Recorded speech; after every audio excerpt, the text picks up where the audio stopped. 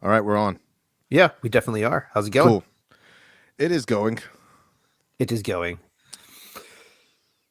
It's cold out today. Ooh, Yeah. yeah, it's nice. First chilly day in North Carolina, really. Yeah, I think I was getting like a flu or something. I was walking around with like 2 shirts and a sweatshirt, and I was like still cold. I was just like getting the car, crank the heat. Nice. But yeah. Well, either way, nice and warm in your man cave. So let's get Yeah. going here. All right. All right.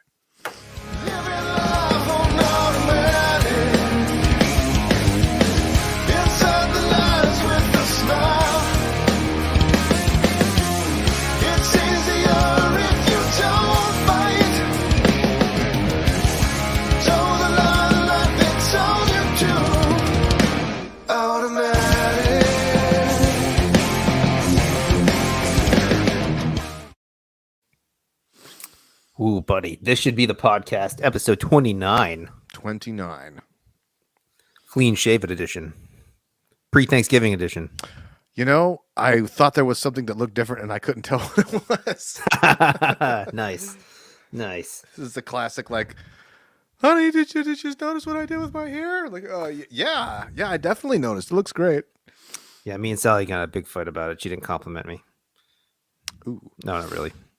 My kids noticed. They're always like shocked. Like they come in like first time. They're like, yeah, I know, guys. Father, what happened to your whiskers? Ah, man. It's yeah. like I was bad, and now Christmas won't happen. So make sure that you're that's good. right. Keep it to yourself, guys. Jeez. Yeah. Yeah, it was getting itchy. And like wintertime sucks. It just gets all scratchy and dry. I can't imagine that, man. Even my beard gets itchy after like 3 days. Yeah. Either way, I like taking a break every now and again. Feels nice. Feels good. Yeah. Woo! Oh, jeez. Ooh, got a hot bite. I moved some stuff around. I'm all out of sorts here. I'm hitting jazz. I'll put this over there so I don't do that again. So, question: have there been any riots / protests since the verdict last week? Yes, but not like Not an what we insane were amount. expecting. No, I don't think so. No, not obviously compared to what could have been.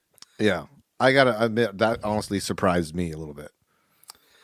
Yeah, right. Well, I mean, the time of year is a crappy time for protesting. Yeah, So it's like I'm not going outside, especially up north there. It's got to be cold. yeah, it's literally a fair weather not fair weather protest, fair weather. What's the word I want?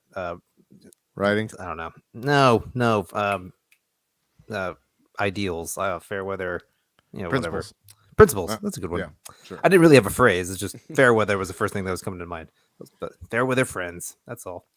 Yeah. I don't. I mean, I think there have been, but nothing like huge and demoralizing.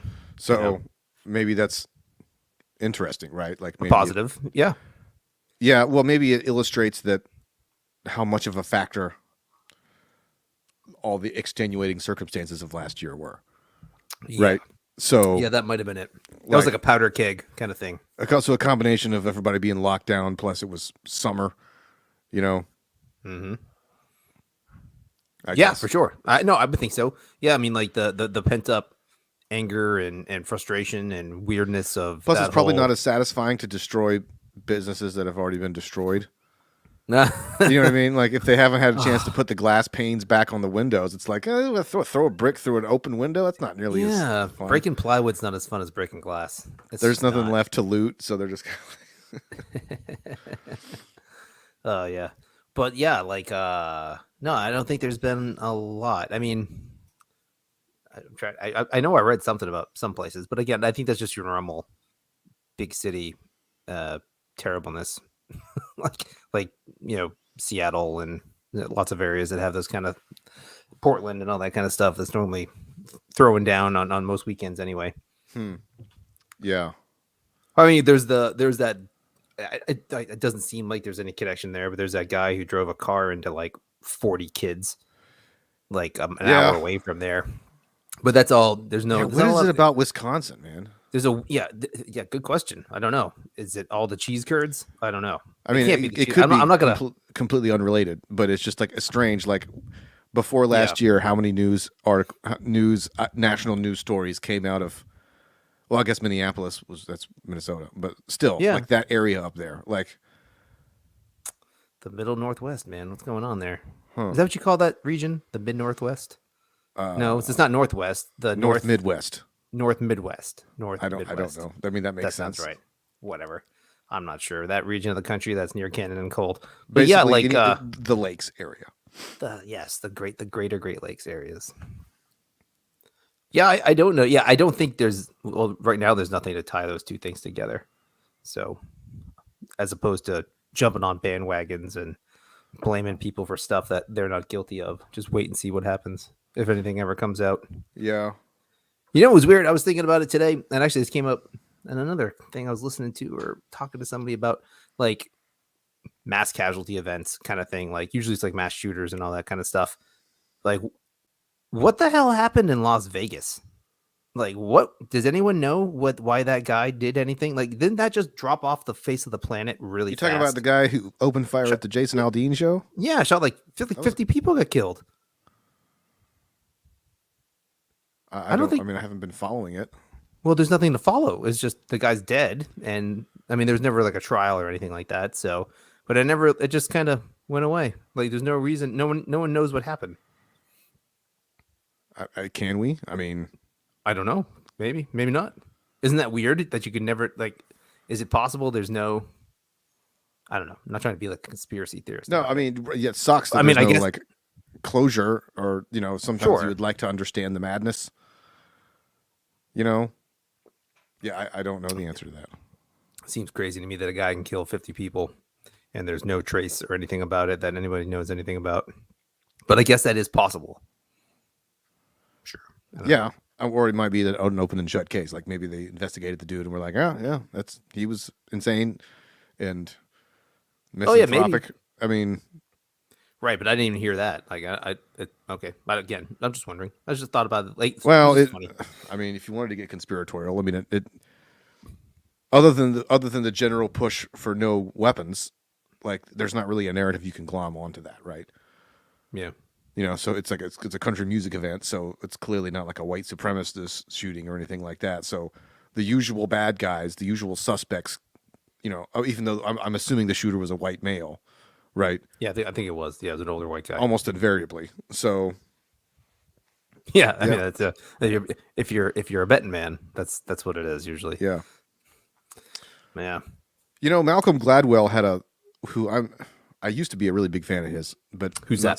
Sorry, he's the guy who wrote the that book Outliers and like Tipping Point, Blink, and a bunch of other stuff. Like, just one of these just author, thinker, person of modern times. It's where people come up with that whole 10,000 hours to become like that. He came up with that meme. He had a thing trying to like explain. This was a couple years ago.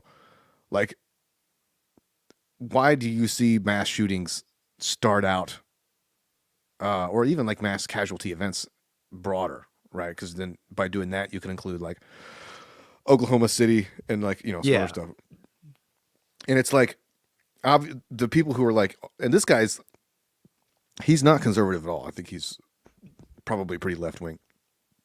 But it's clearly not like people want to say that it's because firearms exist. Right. Which is dumb because obviously machine guns existed for 80 years, before this kind of started happening on the regular. So you can't explain it with that. And, you can't explain it necessarily by inequality or whatever, because there's always been inequality. So it's like, sorry, it's basically like you look at it like a virus, and there's almost like a patient zero, and so if you look at it like that, where a virus exists only to replicate itself. So like, if you hadn't encountered the virus yet, you wouldn't get sick, but once you get it, it replicates, and then it can spread. Right. Sure. So looking at it like that, if you use like Columbine as like the start of the trend, once it existed, and because it's a major news story, it plants that seed in the mind of other disturbed individuals. Sure. Subconsciously, and then it gradually kind of spreads from there. you know. So I don't know if you could I don't know if you could wrap in the Waukesha thing in there or other general. That guy seemed like he was just, you know, kind of out of his mind. I don't think he didn't plan and target. You know, he wasn't like plan. At least from my knowledge, Right. you know, he didn't set out like that's my parade. That's what I'm going to do. So he didn't have like a plan. You know, Huh. but yeah, I'd have to find the article and send it to you because it's pretty interesting. It's like when you like behavioral patterns and the trends of like, you know, it's almost like a mind virus in a way. Yep. So you can't treat it like any other trend or any other crime spree, you know. I don't know. That's about the limit of my knowledge about it, but It's interesting. I can see that. But yeah, I mean, that might help explain, but that doesn't necessarily explain why. I mean, I guess it does, but like, if it's just a weird sociological thing, people want to mimic stuff. well, it must be that it provides like it's not like we all of a sudden have disturbed individuals, right? Correct. Yeah. Capable of doing such things. But until somebody had the idea to do that, right, and then it is visible and it's seen, that's likely to replicate itself into other people's minds, right? Sure. So You think maybe like, I mean, not maybe, but obviously then if that's the case, then just a digital media world that we live in would just play into that more and more and more. 24-hour news cycle. right, You know, Columbine was right on the cusp of the 24-hour news cycle, really, or like Yeah.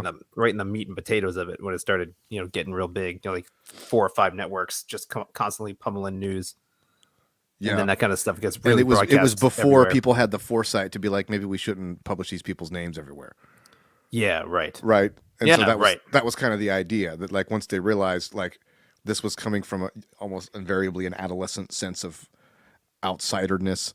So Mhm. giving this person national coverage, even though you're saying the guy's a dick, like it still feeds into that attention seeking thing.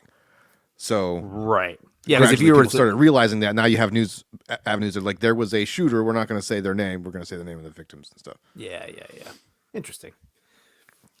That was an interesting set of, because even I don't know their names off the top of my head, but if you were to say the 2 Columbine shooter names, I would know it. Or if you like, Yeah, start I probably saying- recognize them. I would totally recognize the names. I don't remember them off the top of my head though. Did you see that movie Run Hide Fight? No, the Daily Wire movie? Well, they bought it and distributed it because basically the like Yeah. it's got like Thomas Jane and a couple of sort of names, and then like somehow it made it far. It was it made it into production before people started realizing, wait a second, we're not going to touch this thing with a 10-foot pole. So none of the studios in Hollywood wanted to release it, even like a video on. That's how they And came so- to distribute Yeah, it. like the producer guy, he's like a known, not really conservative, but just kind of an outlier in Hollywood. And so somehow he got talking to the Daily Wire folks, and we're like, we'll put it out. And so Interesting. it would be better if it was like a better movie. I watched it just simply out of curiosity. I mean, it's not Yeah. nearly as grotesque and problematic as one might think, Yeah.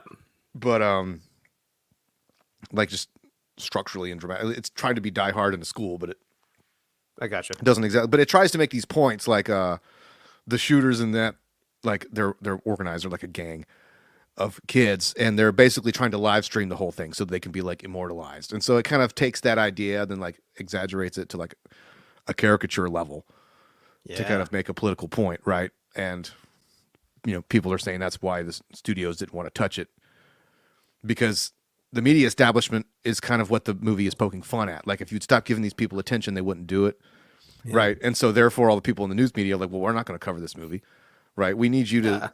Also, the movie. Another reason they hated it was because the main character is like Is the it John reason she- John Voight? No, sorry. I don't think he was connected to it at all, but that would be funny.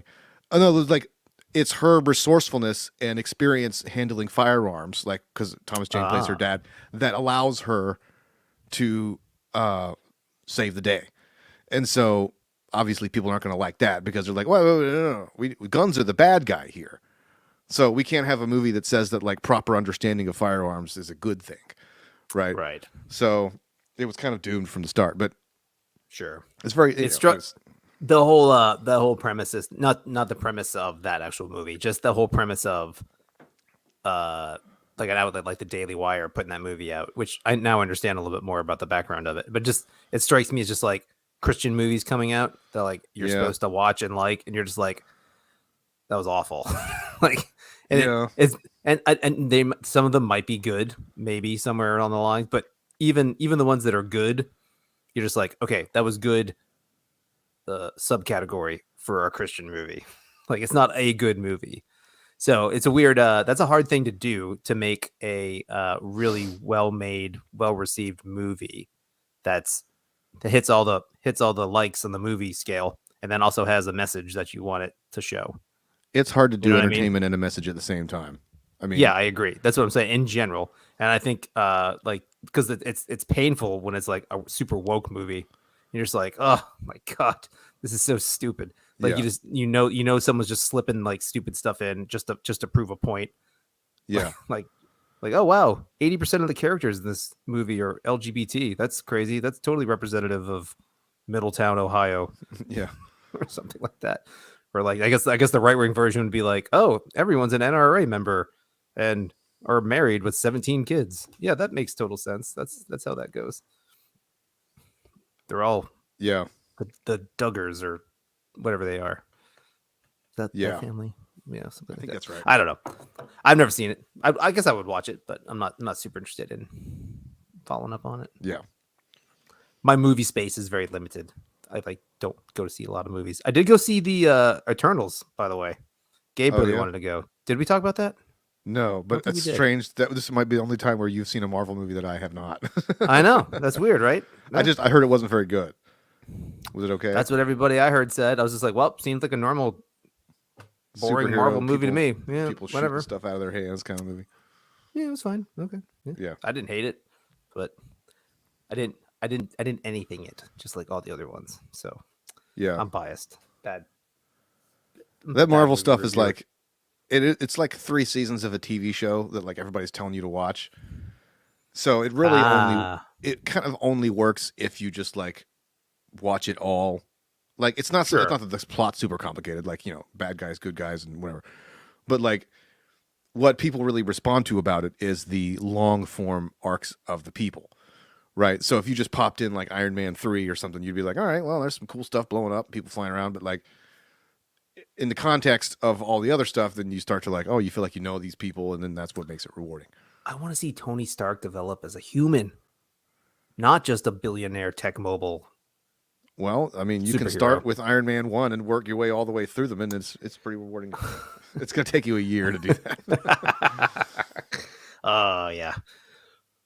I don't think I'm going to do that either. But regardless, yeah, I had friends that said they were going to walk out in the movie at the theater. For some reason, they didn't. I don't know, maybe because they spent all that money. But I was just like, really? It was that bad? I was like, it seems all about the same to me. But whatever. Let me know what you think when you see it. If you see it, I'd like I'll to know probably get your around to it thoughts. at some point.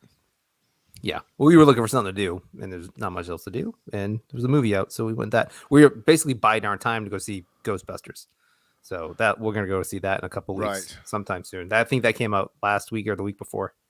That looks fun, and not the complete bastardization of the franchise. I hope. I heard that it was good. All right, cool. I haven't heard much or actually read anything about it. We saw Clifford the Big Red Dog. Oh, my kids were pissed off. We didn't watch that. When It's we pretty got there, good. it was opening day. There was like just giant Clifford cutouts everywhere.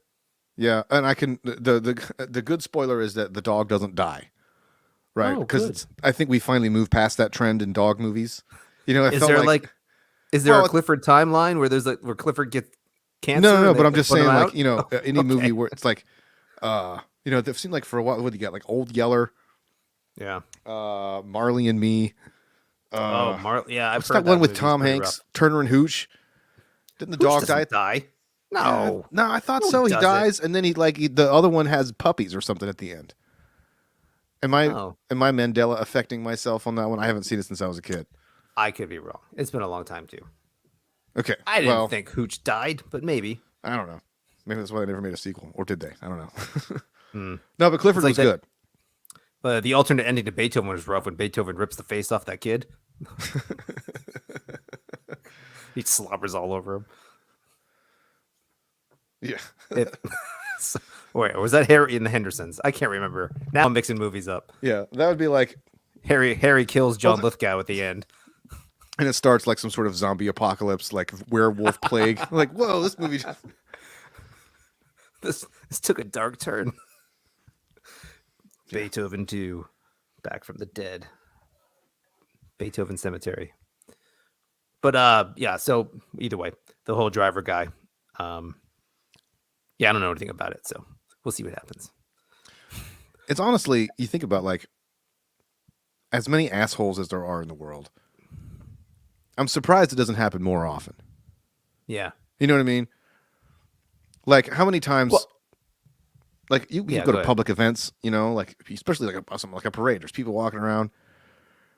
You know, there's big crowds of people and you go into a big city and it's like we're all just obeying the rules, right? Now sometimes accidents happen, right? But like and there's a lot of messed up people in the world who have real problems, you know, and there's murders and like people like face the, you know, that's like something Jordan Peterson would say, like they face the malevolence of existence, you know, or something like that.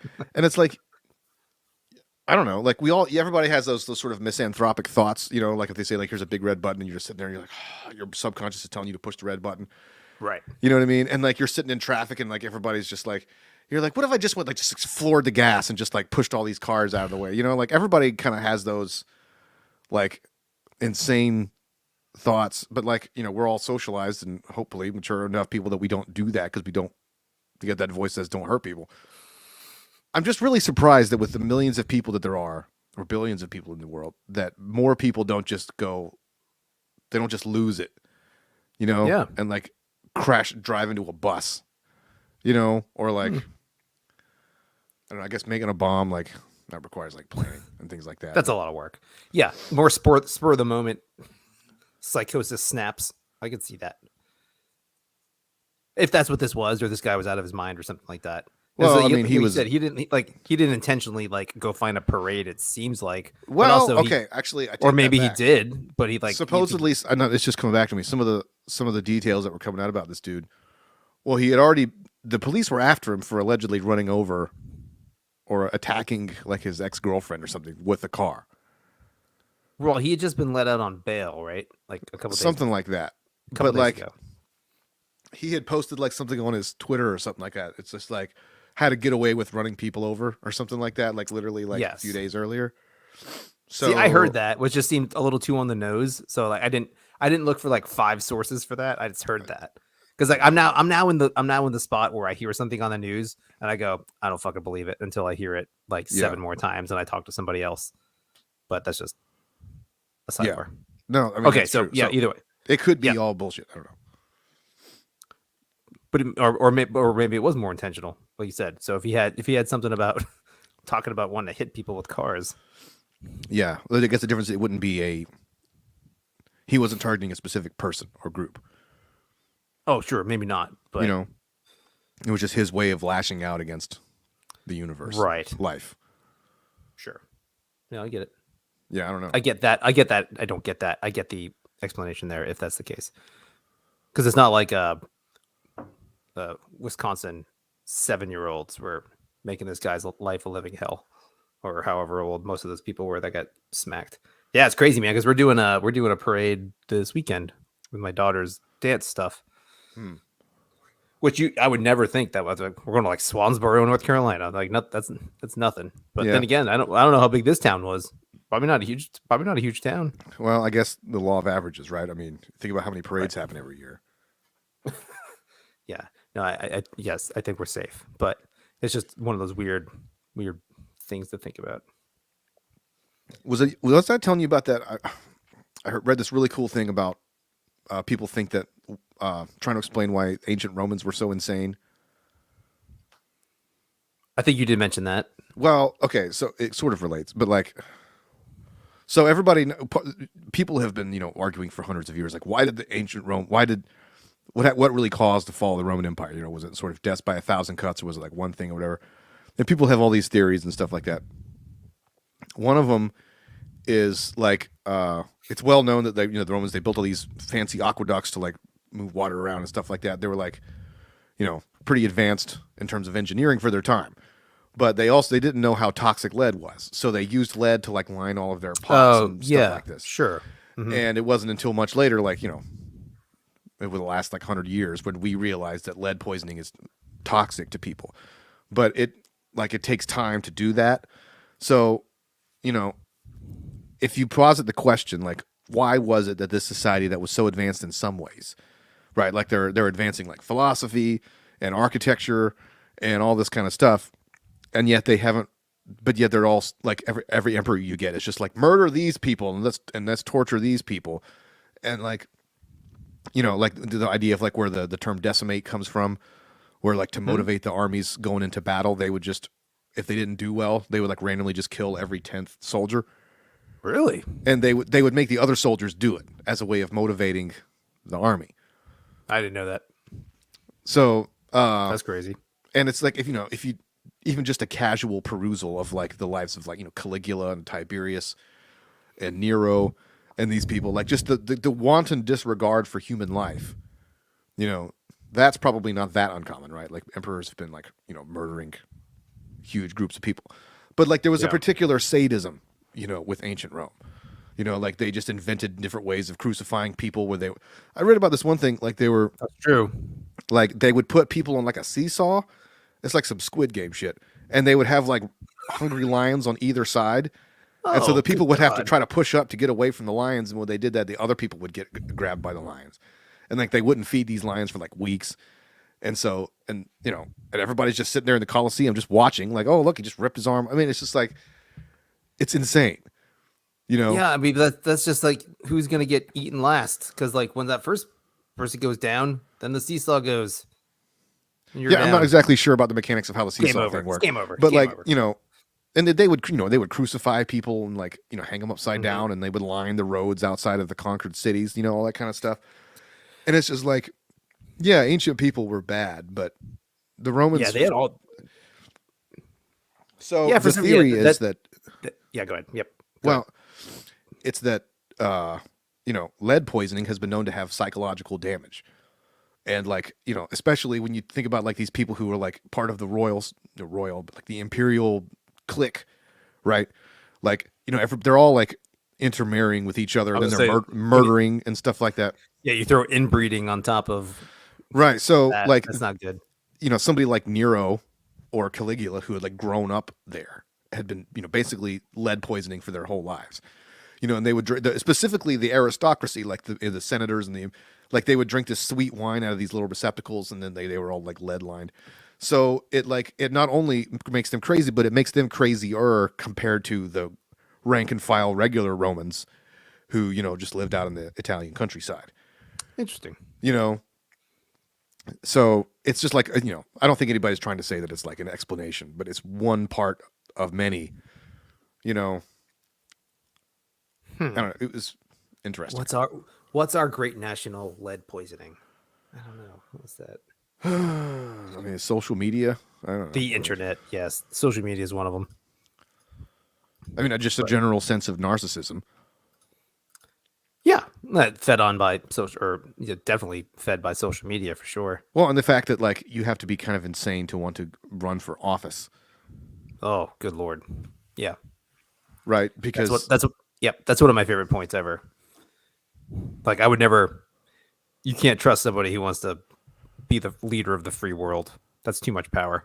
Like, I guess the further down you go in the totem pole, you could be like, all right, that person's probably all right.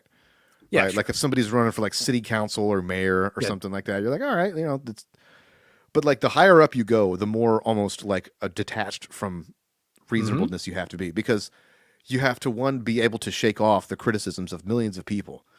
Right.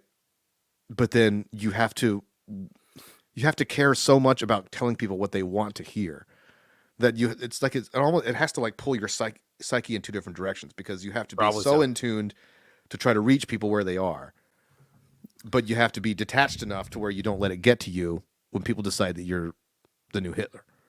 Yeah, that's kind of a fatal flaw in like representative democracy. So like it's all well and good when you're representing like 100 people. You're like, okay, I can reasonably take in 100 people's opinions and kind of I can represent them in a way that fosters their interest. When you're talking about 30 million people, where like you're like the city the size of New York or LA, or you're the governor of a state with like 14 million, 50 million people. You're just like, you can't possibly that it's not it's too diffused. You can't, or it's not diffused enough. There's not enough representatives to satisfy the needs of the populace. It's just not, it's not possible. So either, like you said, you're torn constantly, or you can go the other route, which no one ever does. Just go, this is what I think. This is what I'm going to do. And I don't give a shit what you say. Vote me out in 4 years. Like, that never happens. Like, maybe in practice they do that. They don't say it. They at least pretend. Actually, I don't even think they do that, because everyone has special interests that they're beholden to on that level. You know what I mean? When you get to that higher, basically everything becomes a war of attrition. So you're really everybody's fighting over that 1% in this direction or that direction. Right. Because you can, like, if you're, exactly. It's like lobbying for 0.0001% of the federal government, but to your industry and your business, that's everything. And like that 0.00001%, nobody cares about, but you care deeply about it. Or it's so much that, okay, I would say it would be nice, actually, like say something like a presidential election. Mm-hmm. It would be nice if the two sides of the candidates were like, yeah, it's very important for us to reach these people who are kind of undecided in the middle. They'd be like, all right, well, that sounds like a type of person who's willing to listen to compromise and willing to try to, like, you know, maybe have a diverse cabinet of opinions. But I feel like they haven't really tried to do that anymore. Now it's just like, how well can each side mobilize the apathetic peons that are within their base to just simply get more numbers out to the polls? And neither side really bothers even trying to reach the middle 1 or 2% that sways. Yeah, or try to reach the polarized disinfectants on the other side that have just thrown their hands up in the air. Right. They're ready to, they're willing. Yeah. So it's gone from like the moderates were used to be the key to the whole thing. And now neither side wants to deal with the moderates. Yeah, maybe. I don't know. I mean, that's what it feels like these days. Now, rhetorically speaking, you're 100% correct. I just wonder how much that was actually ever the case. Is there really like a big center mass of the country that just sways with it? I mean, or maybe it must be. I don't know. I feel like in the 90s it was kind of that way. You know, you would listen. Well, maybe that's how it is anyway, though, because like literally everything does sway. Like, all right, Donald Trump was hated. Here comes Joe Biden. Shit show Joe Biden. Here comes the Republicans of 2022. They'll be fine for a couple of years, and it's going to swing back the other way. But like, it is that pendulum that it keeps going. There's rarely like a streak of like constant domination of one party in the two-party system, but across all the branches of government. I mean, obviously, like the presidency, you can have it for several years in a row, but like controlling the House, Congress, and all of Congress and the presidency and all that kind of, that just doesn't happen. Well, that was not part of the design to begin with. You know, they didn't really want two-party systems, and then right. What do? Let's have two-party systems. Let's just narrow it down to two. That'd be good. Yeah. Yeah. I don't like it. I was listening to Ron DeSantis talk the other day, and you mean our next president, Dan? Well, he says a lot of things that I technically agree with, especially when it comes to like, it's kind of refreshing to hear somebody say stuff like, what we did, like all the stuff he talked about, like how they handled COVID in Florida. Yeah, that's the only thumbs up I can definitively give for Ron DeSantis. Everything else, I would think I probably don't agree with him on, but we'll see. Well, yeah, I don't know. Like it hasn't really come up. Like right now, he's just sort of, he's the governor still. He's hanging his hat on, well, hey, look, we handled this in a normal way. Our deaths per million were within the middle of the bell curve compared to other states, except we didn't hamper our own economy. So that's pretty solid evidence. 2, he's very much against the federal vaccine mandate thing. So I would agree with him on that. But like, other than that, but the problem is, it's like when I listen to him talk, I'm like, man, it would be cool if like there was somebody out there that I liked. But when you listen, his voice is so annoying. And he just sounds like every other dude, like, it's like we've gone all the way back to our old cliche of like, under my plan. He doesn't have a Southern accent, but like, he's not caustic, And if you Trump watch him, was. he He's does the Donald Trump finger things. And this is I just doing Fauci for some reason, but like he talks like this. He does this. He does the mannerisms like Donald Trump. And it drives me crazy. But maybe Trump learned it from him. Yeah. I don't know. So yeah, vaccine mandate stuff. So like Biden's trying to make sure that non-residential travelers across state lines need to have the vaccine. So basically, truck drivers need to get vaccinated by January. I don't know how in the hell he thinks that's going to pass, given the rest of the mandates have just been put on hold. Yeah, like how about? I mean, I know, let's I figure know out how. a way to make the supply chain crisis worse. Right, exactly. Yeah, let's just make shit a lot worse because like truck drivers aren't pissed off enough as it is. But like, yeah, the whole federal government thinks they can do anything as long as they tie it to interstate commerce. That's like their whole shtick. Like they can do everything. They're like, oh well, it involves two states, so therefore we can stick our nose in it. This is just no, it's true. I mean, that is it. Yeah, that's clever. I guess on their part, it's not clever. It's evil. Well, One of the first, both. yeah, okay, yes, one of the first interstate commerce claims from the federal government was a guy that refused to sell some kind of crop. Actually, he's like, I don't want to sell my crop. I'm not selling it to this company. The company said, all right, well, I'm going to sue you for some kind of trade thing. And I'm going to take it got over to the federal court. And they're like, well, what are you talking about? This is like a state issue. He's like, nope. His refusal to sell affects interstate commerce. So therefore you have the right to rule. And they're like, great idea. Yeah, we do. And that's one of the basis for like seriously 1,000 federal overreaches over the next like 70, 80 years. Yeah. By not engaging in commerce, you affect interstate commerce. So therefore the federal government has a say in it. Well, that's how they use like Title IX in colleges, right? Yeah. Like it started out as a thing where it's like you got to have equal funding for like men and women's sports or something like that. I'm butchering it, but then they used that as a justification to go on all this stuff, and then eventually, like a few years later, now we're setting up these kangaroo courts for like oh yeah, anybody gets accused of assault in any sort of way and like all this kind of stuff, completely outside of the normal judicial system with no due process or anything. Yep, I don't think I was arguing that kind of point. I remember arguing with some dude when I was at ECU about something the federal government was doing, and it affected the schools, or maybe it was just straight up school funding. I was like, "There's no constitutional rule that or authority for the federal government even be involved here." They're like, "Oh yeah, there is Title IX." I was like, "Oh, so it's just a whatever you want it to be, right?" He's just like, "Well, yeah, sort of." I was like, "Okay, good. As long as you're honest, that's cool." He went dark. Oh, there you go. Again. No, that was worse. Never mind. Sorry. Yeah. Well, that's just a typical thing that happens, though. You give like one little area of give, and then they're going to take as much as they can over the next 15, 20, 40, 50, 60, 80, 100 years.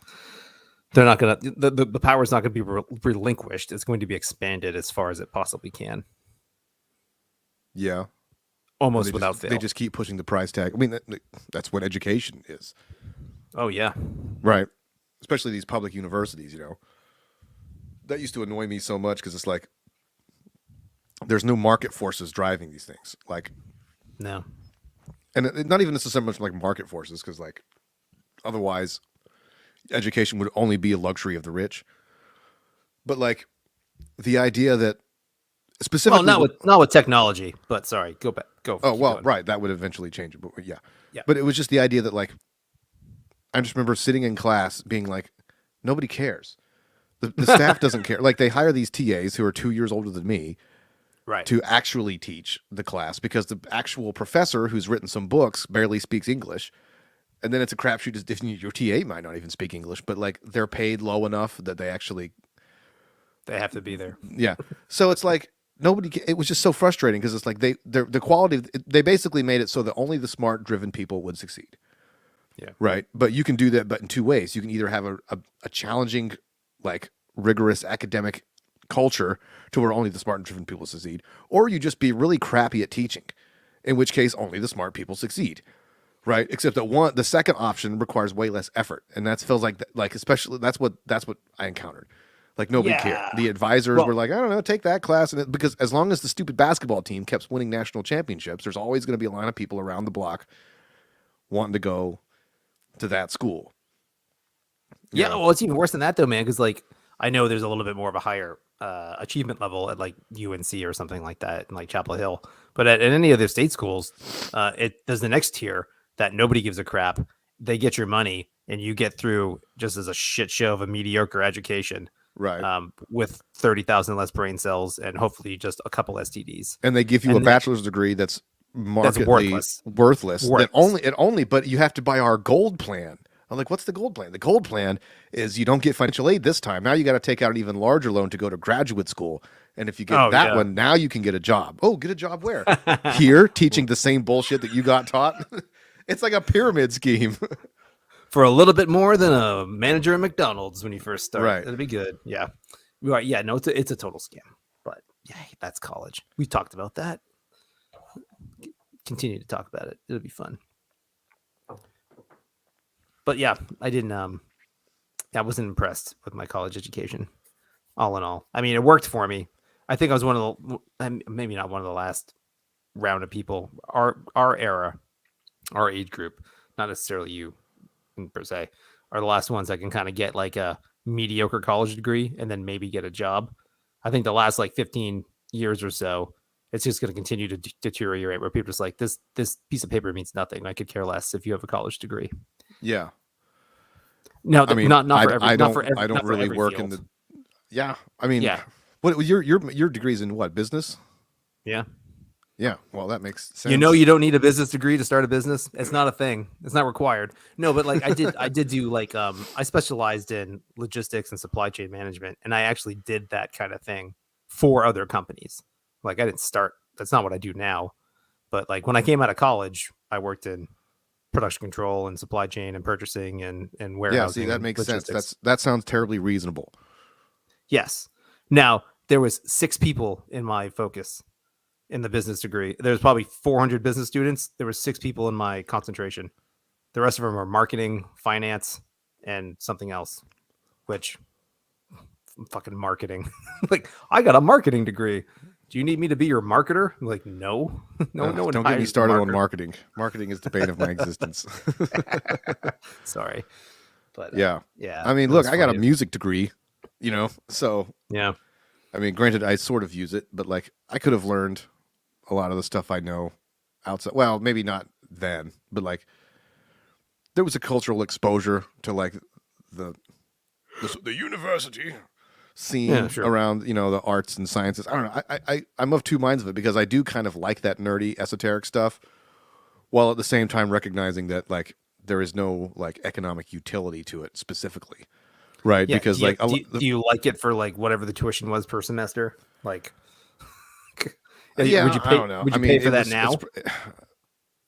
It's probably a lot more expensive now. Like back in the 20 years ago, it was a lot less, and I had financial aid and stuff like that, so Yeah, right. it wasn't like I had to pay off a house in order to do it. But I don't know. And now I work in computers, right? So That's crazy, man. Either way, well, don't go to college, or do, or I don't care. Whatever you want to do. What else is new, man? What's going on? What are you doing for Thanksgiving? Do you have any plans? Coming down to Newport for a couple days. Are you really? Yeah, like Ooh. Thursday morning, and then coming back on like Saturday or something. So Maybe we can meet up for something. I'm down. We I should don't see what know. Jeremy's doing. Phew. Text him right now. What are you doing? Hey, you don't want to be part of the show? You'll be part of the show anyway. Yeah, whatever it is, I'm sure you'll be going to bed at 8. Yeah. Well, he's with the kiddos, man. That ain't gonna work.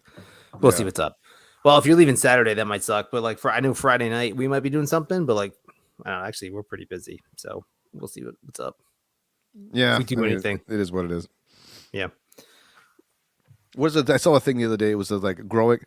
The old a real sign of growing up is each year you fewer and fewer people that you tell when you're coming into town, or something like Yeah. that. I'm paraphrasing, but yeah.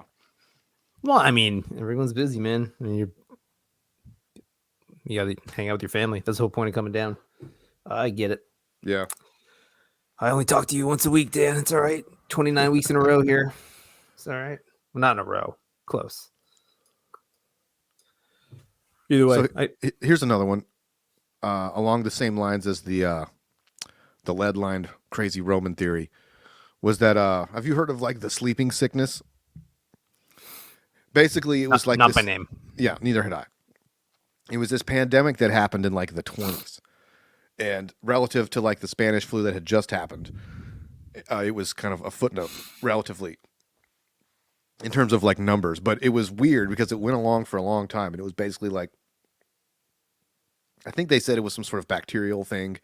Yeah. And they weren't really sure exactly how it was. They think that it was related to like sanitation and stuff like that. I don't know, but like it would have certain effects. Like say you would be like comatose for like a couple of weeks, or you would just be really fatigued. You'd sleep like 18 hours a day, and it would affect people differently. But the point is, the reason it was interesting was because this person was saying like this one sickness may have had huge historical repercussions. So Woodrow Wilson supposedly had it. Yep. And there was when they were signing the Treaty of Paris and after the armistice after World War One, Woodrow Wilson was kind of like he kind of had this thing. He was like, maybe we shouldn't go too hard on the Germans because all the other countries that had been destroyed were like, no, we got to go hard. Fuck those guys. And so, but then he came down with something, and he spent like 48 hours like basically asleep. And they say that when he came back, he was kind of different. And he was like, oh, yeah, no, let's go hard. And it was like, people are saying like that thing right there is what gave rise to the economic conditions that allowed the Nazis to flourish. And then to double down on it, Hitler also may have had it. Because, you know, like there's those stories like late in the war. Granted, he was probably on like cocaine and all kinds of amphetamines and stuff. But like, you know, I think it was D-Day. Like, they had to have authorization to like move their forces from like somewhere over to Normandy, but they couldn't do it because he gave specific instructions not to be woken up. So like he was napping on the morning of June 6th. He was asleep, and they're like, "No, we can't wake the Führer," or whatever. And there was a lot of key points, like I think like during the Battle of the Bulge too, where like he wasn't available to like, and it also supposedly causes mood swings. Right. Sure. And like there was a thing where like one of his arms was weird, kind of like Bob Dole, and so like he wouldn't want to get photographed from like certain angles, right, and stuff.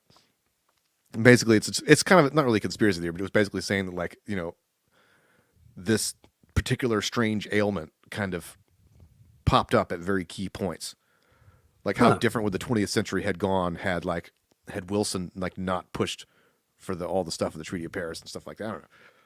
Interesting. Yeah, that's pretty cool. Well, like, yeah, I mean, like that whole the punitive nature of the after World War I on Germany definitely gave rise to the Third Reich, man. I mean, that's not even. I don't even think, is that debatable in history? I don't think it is. I don't think it is. I mean, it played a huge factor. I mean, I'm sure if it's a historical thing, people are debating it. But yeah, that was definitely something that But I mean, compare that to where after World War II, it was a whole different ballgame. Now it's like, you know, we're helping Germany and Japan build their economies, and now Germany and Japan are two of the biggest economies in the world. Yeah. Yeah, so that's interesting too, because like that's actually like choice. That was a smart choice, and like again, I'm not one to like praise a government program there, but that's a better alternative than say, just like we're just gonna make you pay all your debts back and make your people poor and destitute and starving in the streets and make your money worth nothing and your economy just keep being flattened and destroyed for years and years and years. Yeah, that's not good. Yeah. Although, well, whatever, and maybe it's the right thing to do. But it's funny. It's like it's that World War I era was that bridging of the gap of like old world countries to industrialized nations, and like how people would manage that kind of stuff. And like, I mean, before you'd be like, oh, I'm just gonna take over this city, take all the spoils, and we're good to go. We're covered. You can't do that once you like industrialize everything and then flatten a whole country. You can't come back from that easily. Yeah, I mean that's what England learned. I mean, they basically kind of ran half the world, and then now they don't. But you know, And now they don't. Oh, did you? Speaking of English, penal colonies. Did you see like the stuff in Australia? They're all like, the protests and stuff. well, yeah, protests. Are like they're taking people. They're literally having military vehicles go and pick people up with COVID and the contact tracing people, putting them on a bus, and then taking them to a medical facility for quarantine. It's like, do you want Mad Max to happen? This is how Mad Max. This is how happens. you get Mad Max. That's crazy, dude. And like, whatever. Australia's a big country. The populous centers are only smaller areas. Yeah, it's like But, Canada. Yeah, right. But like, that's Hilarious to me. The Australia. I mean, like, it's like you'd think that like we got plenty of space. You know what I mean? Like, Yeah, man, spread out. It's not like Italy, or Japan, where everybody's kind of like smushed in there. It's like Yeah. you got like a whole America-sized wilderness in the middle. Granted, it's not very Right. hospitable, but like, yeah, Hey. I don't know what's going on over there. Elon Musk is going to get us to the moon. We're going to live on the moon. You can live in Australia. We can make it happen. Terraform that bitch. Come on. Yeah, Make a greenhouse. Biodome it. It'll be fine. Yeah, it's just that's it's stupid. It's crazy, man. Like there's one like we call it the Dingo Dome.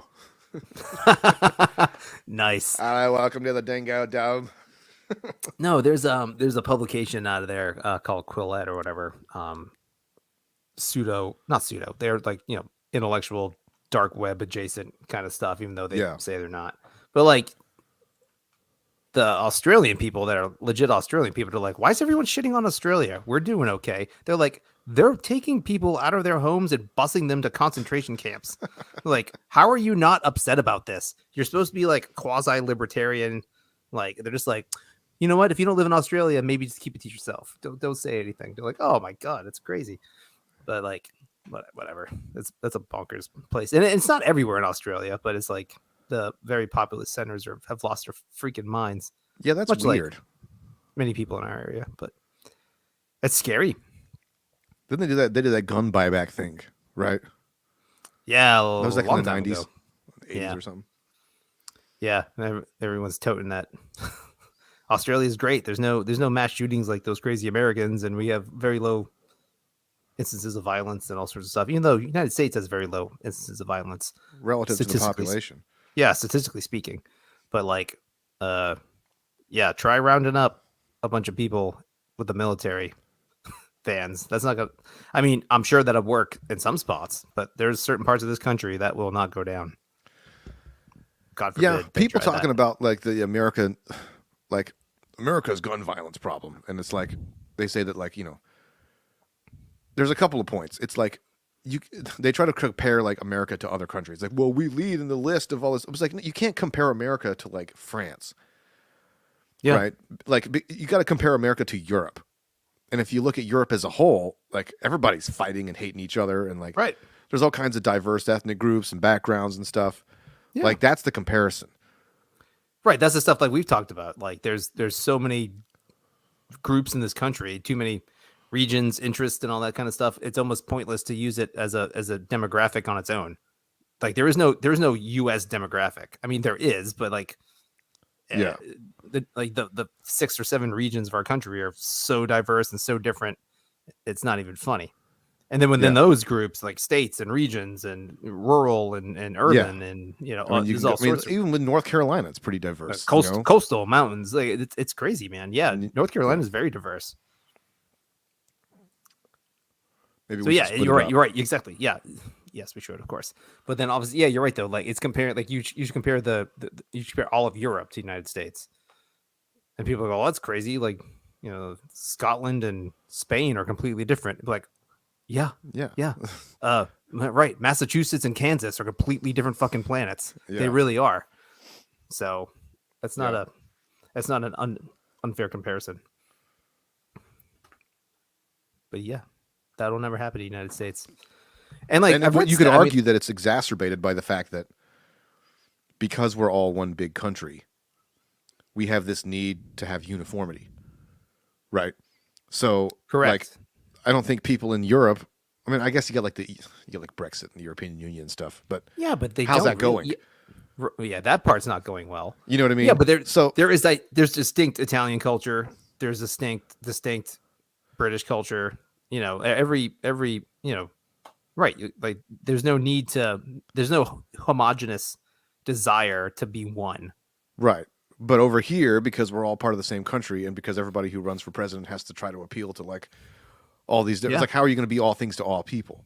Exactly. Right. So maybe it's insane. Maybe that's part of like, no, I think America is this. No, I think America is this. It's like, well, why can't we just have like 3 or 4 Americas? Yeah, America can be a lot of things. And that way you can go wherever you want. It's 350 million people, man. It's hard to pinpoint 1 or 2 things we all aspire to. Yeah, and I've been saying that. I mean, even one or we should two have things. like groupings of like 5 to 10 states. You know, you got like New England, Southeast, Pacific Northwest. You know, to all start the flat with, parts. Sure. Or maybe we just go back to where it was, you know, decentralized federal government, and every state with its own country, more or less, because that's kind of what the plan was anyway, with a very limited federal government that had very small control over everything, and the states had all the powers. Well, the problem is that due to the way that the population and the sizes are distributed, you would end up with California shitting on everybody else. Why? Right? Not if there's no centralized DC power.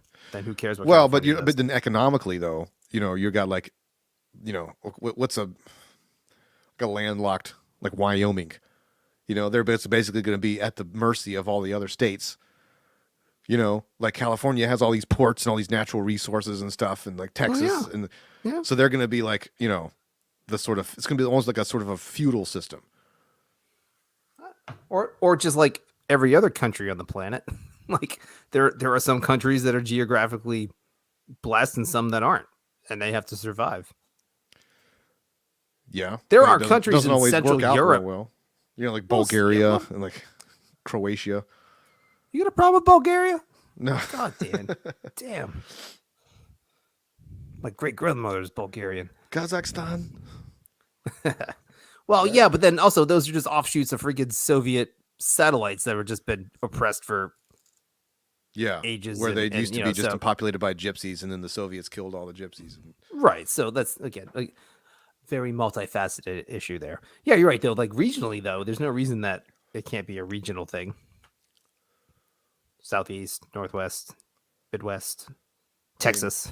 That's what California. Yeah. I mean, bigger that's states basically can be kind of thing. what the Civil War was about, right? They wanted to have, I mean, the Confederate States of America. Slavery. Shut up. Slavery. It's one word. That's all you can use. No, but that makes a good argument for maybe like what's to stop. Okay, you would have to define the terms of like what's the mutual agreement amongst. You would still have to have some sort of federal government because what's to say, you know, Texas wants to decide, oh yeah, well we want to be able to do whatever we want. You know what I mean? Like, because the premise of the Civil War was the South was like, no, we want to have slaves, and why don't we just be our own country and we'll do it and you do you, right? And the North was like, well, we can't do that, right? Because that's more so that because the specific trigger issue was a moral one, more so than the concept of whether or not states can just secede from a union, right? So you would, that's the slippery slope. Yeah, I was to say that's the precedent that's been set. Because there is no reason that Texas couldn't just be its own country, or Wyoming. Now, if Wyoming can't be its own country, Wyoming has to get annexed or have agreements. They could join up with like the Dakotas and Montana, right? And then maybe they could all come together and do something. I'm just saying, whatever it is. Again, we say things like there's 50 states and they should be voluntary or they should do what they want. But then again, those 50 states have like millions of people involved. So like even then it's still super imperfect. So really they should split California into like 3 different states. Oh, you could easily split California into 3 different states. Easy. But that's never gonna happen. We have 2 Dakotas. What do we need 2 Dakotas for? There could easily be 1 Carolina. Who cares?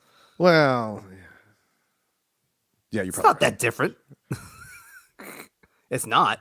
When you get out of the cities, it's basically the same. Right. Well, that's for any city, though. Like Charlotte and Raleigh are completely different cities. Split up by what? 100 miles, maybe, if that? Yeah. 150 miles, maybe, whatever. I don't know. But even then, I guess they're not that different. Huh. Winston-Salem and Richmond are basically the same city. Just tobacco money floating around. I don't know. Yeah, but like I would say anything that decentralizes is better, for sure. I would say the smaller you get, the better you are. But if the United States were split up, if they're split up into 5 or 6 sections, that would be greatly beneficial. Well, then you would lessen the right, because like we were saying earlier, like you have to be kind of a narcissist to want to rule all of that. Right. But if you looked at like, you know, the type of person who wants to be a senator, like where it's built into it, it's one of many, right? So you're by definition, no, but the problem is, I mean, you still get people because people think, oh, I can springboard from being a senator to being the president or whatever, right? But if you just knocked out the whole, you know what I mean? Like removing the candy from the house, you know, for the kids. Right. So if you just took away the idea that you're going to springboard from governor or senator over to president, and you just had these people accept that, like, yeah, you could be governor of a state, you know, or a senator from that state representing that state, then like maybe you'd get some people who are a little bit more principled and less ambitious. Yeah. A little less, because like you would still have presumably the governor of the region or the president of the region, but then you'd have 5 or 6 presidents that have to like really work together. Maybe you'd have to have like a board of directors. Yeah, you know what I mean. Yeah. You have like a CEO of a company still subject to the approval of the board. Interesting. Yeah.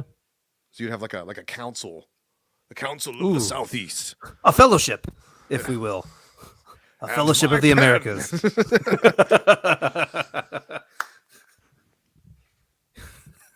You have my Twitter feed. Yeah. What was it? The guy from Monty Python was saying, it's like, oh, it's a post-bi-weekly meeting with this autonomous collective commune or whatever. And he starts talking about it. The last time I watched that movie, I was like, Homeboy's making a lot of sense. You've never seen that movie? I am woefully. I'm pretty sure it's on Netflix right now. Monty Python stuff. But you know the scene I'm talking about where like Arthur walks up and he's trying to talk to these like peasants that are like doing something with like mud in the ground or whatever. And he's like, you there, who is your lord? And the one's like, we don't have a lord. You don't have a lord? He's like, yeah. So then the peasant starts explaining like we're part of like an autonomous collective that governs by a certain bi-weekly meeting. And they go into all this. It's so stupid. Meanwhile, they're like just shoveling shit in the dirt and stuff. It's just like, oh, that's funny. But yeah, no, But anyway, the last time I watched that movie, I was trying to pay attention to what they were saying. I'm like, that actually is not bad. That's a much better system than a bunch of kings and queens. Like, taking notes, he's like bi-weekly governance. Yeah. And then you get like running for office 20 years later. It's like, and all the minutes of that meeting must be ratified by a simple 2/3 majority, or in the case of internal matters, a 51% majority. And then John Cleese would be watching him like, that bastard. Dude, do you have an HOA where you live? Mm-hmm. Yeah. Yes yeah. or no? Is that a yes? Yes. Yeah. It's their incompetence is a bug and also a feature. Yeah, I imagine so. We have one, but it's not in full effect yet. It's not like ownership neighborhood HOA because the neighborhood is still under development from the contractor who's building it. So they have a contractor's representative until they're all done, and then there's like an official election kind of thing, and like you could run for I was just like, oh my god. And I was just like, I was talking to my neighbors. They're like, who would want to do that? They're like, well, here's the deal. The guy in the end of the street would want to do that. And none of us want him doing that. Yeah. So that means one of us has to do it. I was like, son of a bitch, you're right. I was like, that's such a good reason. Oh, it's such a crappy reason. He's just like, I don't want to do this, but I know you want to, and you shouldn't do it. So therefore, someone else has to do it. So we have to oppose you, which is, it's such a funny microcosm for like what is the political system. Be like, nobody likes Joe Biden, but oh my god, Donald Trump is so awful. I have to vote for this guy. It's like, I can't let him have the reins of power. I just can't. It's just it's not right. It's crappy. It's just a crappy way to be. Yeah, to me the best kind of HOA, if you have to have one, is one that's kind of like mine, where they really just don't do anything. Yeah. So it's annoying when it comes time to like the beginning of pool season, and it's like, are they going to have the pool ready by Memorial Day? Who knows? Then stuff's always broken, and like they don't do a whole lot. But it also means that like, if I don't cut my grass for 2 weeks because I'm busy, they're not going to like get on me, right? Like Yeah, my I'm not had recycle much bin of sits that. out there on the street, and you're not supposed to have it on the street, but like they send you a letter and they're like, please do this thing, like please have your house pressure washed, but nowhere in the letter does it have any consequences. So I'm just like, what are you going to do? It's like an overdue library book, you know? Right. So All right, Bookman. Whatever. yeah, Yeah, no, that's kind of how it is. Well, right now it's real laxed right now. There's nothing. And we don't even have like we don't have like a shared commons or anything. So like even if there is a full HOA, they're going to like manage the light bulbs on the street lamps and that's it. Cuz Yeah. we don't have a pool, we don't have a common area, we don't have anything to even maintain at the one of my moment. clients is a management company that manages HOAs, Yeah, I know I've heard of those kind of companies. and some of the It's like an stories- impartial arbiter kind of thing. Well, I guess. I mean, I guess it sort of makes sense because it's like if you're an HOA, you're like, well, we got to get somebody to manage this stuff. But like, how do you? What are you gonna do? You gonna find somebody, like hire someone, like a couple of office staff. So like this company does that for you. Like companies join, and then they have professionals who run like 3 different communities. But like some of the stories you hear, like some of these homeowners, like I'm be there like working on somebody's computer, like fixing their email or whatever, and I'll overhear like, people arguing about like the stupidest crap. Like there's like a tree in a common area, or like somebody rented the clubhouse and trashed the thing, and it's just like it's like call after call all day long with these people. I'm like, this job. Oh wow. Yeah. I can imagine that because like I remember in my parents' neighborhood, they would get crap from the HOA people sometimes. Or like Barry, my dad would go to the meetings and like nobody wanted him to go to the meetings because he'd be like, you're stupid. You're stupid. This is stupid. You're all stupid. Like you're not even or like and like really people will take the covenants and they'll read into it what they want to. It's like, oh no. If you're saying I have to do this, point to me on this piece of paper that says I have to do this or I can't do this. And they're just like, well, the intent is like, no intent. No, there's no intent. Yeah. No, It's this like, is I am a covenant originalist. exactly. Yeah. I want to see what This covenant is a living, breathing document. it is literally a little microcosm for all the stupid political arguments you have on the planet. So like I was really hesitant, to move into a neighborhood with them, but it's like it's been fine so far. I did it to like we just built a deck. I had to get approval for that. So that was easy, which is still annoying. That's all. Yeah, I see people doing all kinds of stuff in my neighborhood. I mean, No. By the way, I see plenty of people doing stuff in my neighborhood. I've asked them. They're like, I didn't talk to anybody. I was like, God, I'm such a freaking I'm such a boomer. And now you're like, I voluntarily participated in red tape. That hurts my soul. I know, right? But like, then in the back of my head, there's always that thing. They're just like, they're gonna come through eventually and be like, I don't have any documentation on that deck, so you're have to take that down. Yeah. My next door neighbor built a retaining wall, like out there, like behind, like I guess. Yeah, like it's to only- the woods. Yeah. That And like wood line he never there. got, and then he sold the house. And then the people there, they were just like, oh, it's just part of the house, like it was totally unsanctioned at all. He's got a still back there. It's fine. Yeah. They keep telling me to pressure wash my house, and I'm like, yeah. The north side of my house faces the woods, and like nobody can see it. So literally, the only people who ever notice that it needs to be pressure washed are people. Yeah, who who's are back looking. there? Like Yeah, right, your so, dog and your yeah. neighbor. I don't even really go to that side of the house. I'm like, all right, when you give me an ultimatum, that's when I'll do it. We'll delete this episode. Now you're on record. Yeah. We won't post one out there. Be evidence against you in the HOA tribunal. Yeah. That it never comes for you. All right. Well, we've gone a little over an hour. Another successful rambling episode. Yeah. You know what we didn't talk about? We didn't really talk about the Rittenhouse trial at all. I figured we would get into that, but that's okay. I mean, I feel like we've covered. Yeah. I mean, you got The only thing I could want to talk about is how insane everybody still is about it. But we've already covered that too, because like I guess like we started with, which was if it's a choice between rioters destroying things and a bunch of blue check Twitter people being idiots, I'll take the idiots. yes, for sure. You know what I mean? So we knew It people is- were going to freak out, but like, Ibram X. Kendi, he's going to say what he's going to say. Like Yeah, but then I mean, yeah. Again, I guess you can't draw a direct line necessarily, but like the overarching societal blue check idiots push that narrative, that can lead to further Yeah. destruction of property and persons later. So I don't know. All right. Well, maybe we can talk about that next week. We're not going to solve that here, Dan. So we can. If you're sign just outta joining here. us, it's 2:14 in the AM. You're watching Perspectives. This should be the podcast after hours. Yeah. If you want to stick around for the Patreon live session after, Dude, we'll did take you the watch questions. that episode of that Tim Pool thing where he had like all those people stuck? I did. Oh yeah. I was That excited. was epic, man. He had like It was fun, but it was also awkward and pointless. it was like painful, and it was just There like was so many everybody people yelling. I just had to like laugh at it. But the best part of it was when Rogan would do his Alex Jones impression, and you couldn't tell. It was pretty good. If you weren't watching it, you'd be like, "Who's talking?" He's like, "I'm turning the frogs gay" or whatever. Like he said, whatever he says, he does. He sounds just like him. Dude, he had over 1 million freaking people streaming that when it was going on. That's crazy. That is such a lot. That is so many people listening to your conversation at one time. Yeah, that just blows my mind. But yeah, that was a fun conversation. That was cool. Did you have you listened to? And you can just listen to this. You don't have to talk about it much. But the other guy that was on there, one of the dudes, Michael Malice. Oh, dude, I love Michael Malice. Michael Malice is one of my favorite guys. Yeah, man. he's great. He's so funny. He's an awesome troll, and I like his perspective on a lot of stuff. And also, he's like a anarchist libertarian guy. So yeah, he's probably the one famous person who's probably closest to you that I can think of.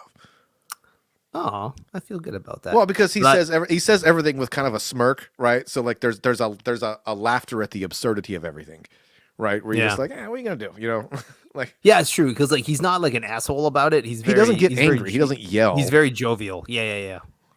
But I listened to I like his podcast, and I've read a bunch of his, or not a bunch. He's only got a couple books, but I've read some of his books.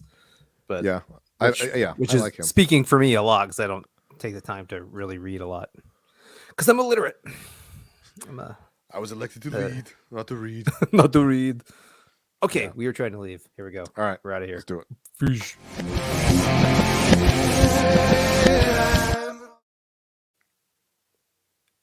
And we're done. It's over now. Wait, now.